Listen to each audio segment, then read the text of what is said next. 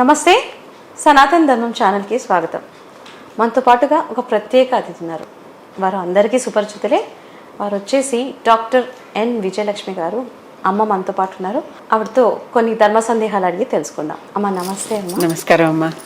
అమ్మ జనరల్గా ఆడవాళ్ళు రకరకాల అన్ని పూజలు చేస్తుంటారు, అన్ని మంత్రాలు చదువుతుంటారు.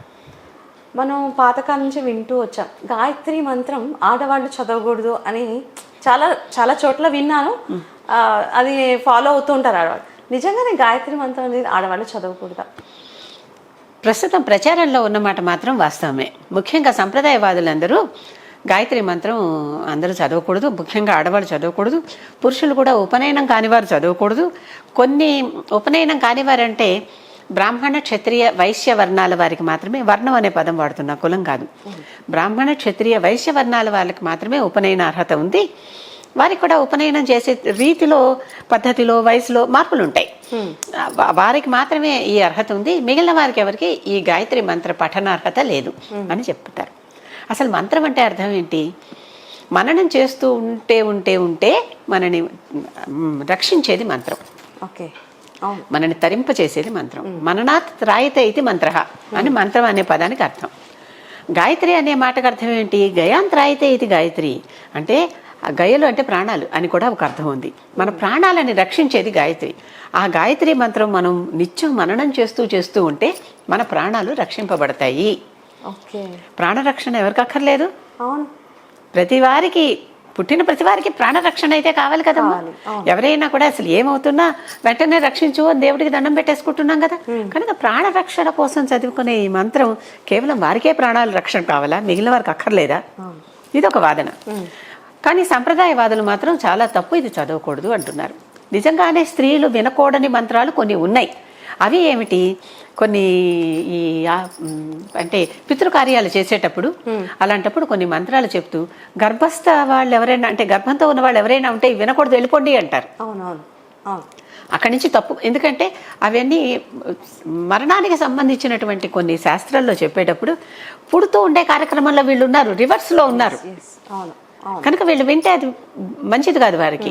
కనుక మీరు ప్రస్తుతం క్రియేషన్లో ఉన్నారు, మేము ఇక్కడ క్రిమేషన్లో ఉన్నాం, మీరు పక్కకు తప్పుకోండి అంటారు వాళ్ళని. అంతే తప్ప మరొకటి కాదు. అది కూడా వేరే వాళ్ళందరూ వింటారుగా. ఇలా కొంతమందికి స్త్రీలకి కొన్ని విషయాలకి ఆపిన సందర్భాలు చాలా కనిపిస్తాయి.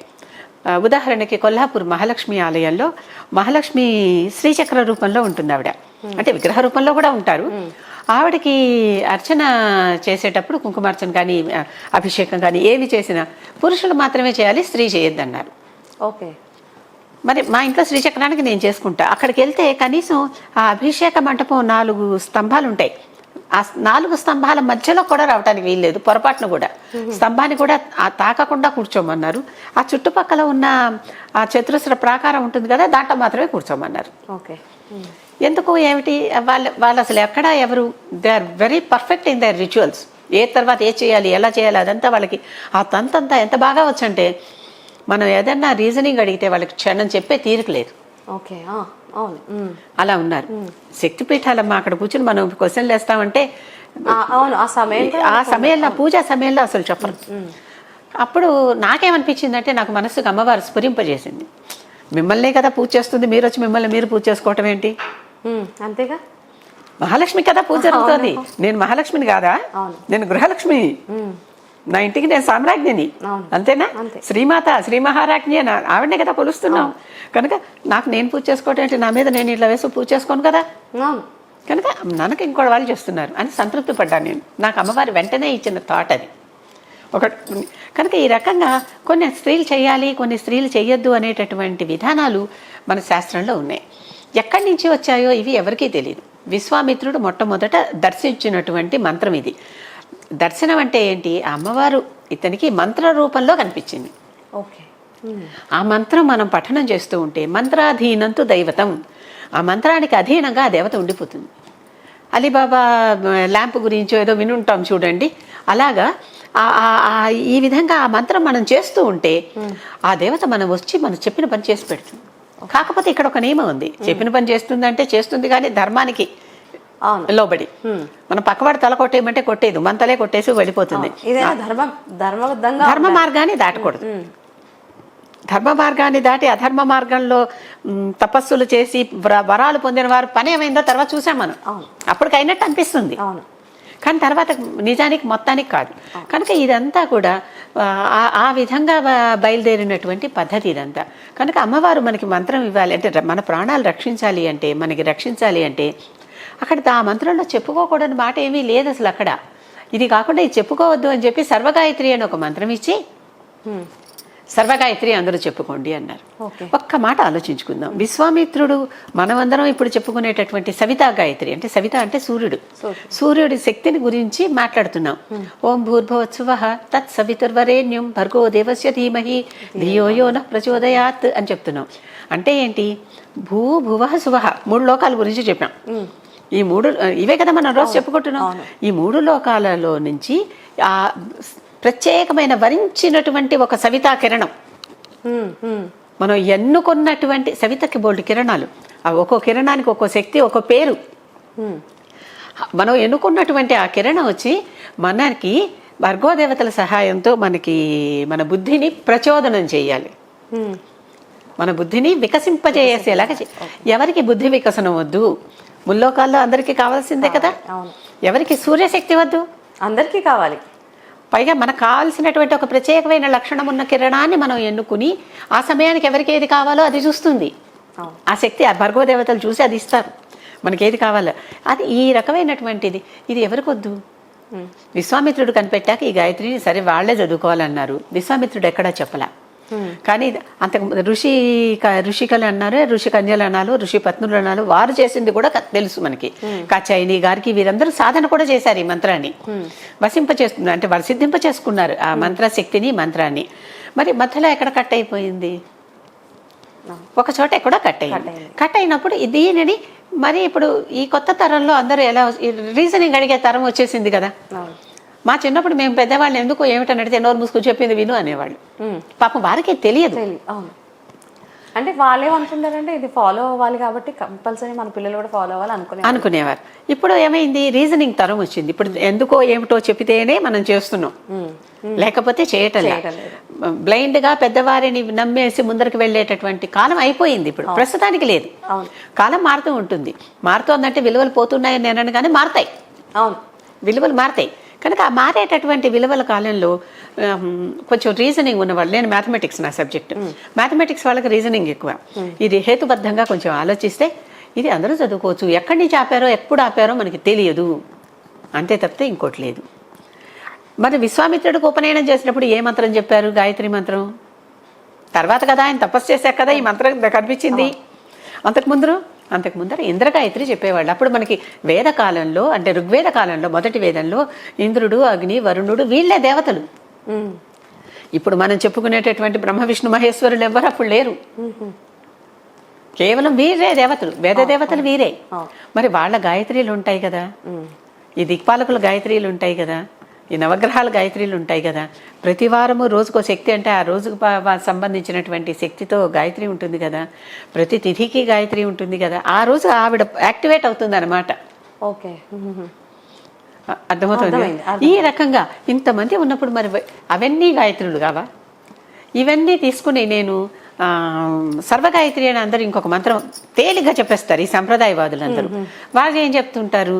సర్వ చైతన్య రూపాం తాం ఆజ్యాం విద్యాంచ ధీమహి బుద్ధిమ్యాన ప్రచోదయాత్ అని. అంటే వీళ్ళు ఇలా చేస్తున్నారు. అక్కడ ధియో యోన ధీమస్ ధీమంతంగా ఉండమంటాడు బుద్ధే కదా. అవును. ఇక్కడ బుద్ధిమ్యాన ప్రచోదయాత్ అంటే ఏంటి? నా బుద్ధిని సర్వ చైతన్య రూపాం తాం ఆజ్యాం విద్యాంచ ధీమహి, అందరిలోనూ చైతన్య రూపంలో ఉన్న ఓ మహాశక్తి నా బుద్ధిని ప్రచోదనం చెయ్యి, అంతే కదా. అంటే ఈ రకంగా ఇది చెప్పి చదువుకోవచ్చు అన్నారు. అంటే కొన్ని గాయత్రులు చదువుకోవచ్చు, కొన్ని గాయత్రులు చదువుకోకూడదా? అంతే కదా. ఆ తర్వాత అసలు మనం తెలుసో తెలియకో నిత్యం ఒక గాయత్రి చేస్తాం, అందరూ చేస్తారు. దాన్ని హంస గాయత్రి అంటాం. హంస గాయత్రి అంటే మనం ఊపిరి పీల్చుకుంటే మనం లేం కదా. అవును. సో హం అని వదిలిపెడతాం, సో అని తీసుకుని హమ్ అని వదిలిపెడతాం.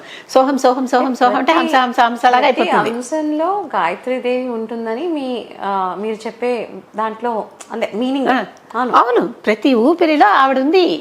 ప్రాణాలు రక్షిస్తోందని చెప్పాం కదమ్మా. అవునవును, ఇప్పుడు ప్రాణం ఎలా రక్షించబడుతోందో మీకు వచ్చేసిందా? అర్థమైపోయింది. ఇది నిజంగానే నాకు ఇది ఒక కొత్త విషయం మీరు చెప్పింది, నేను వింటున్నది కూడా. మన ప్రాణాలు రక్షింపబడుతున్నాయి కదా, దానికి కూడా ఒక మంత్రం ఉంది.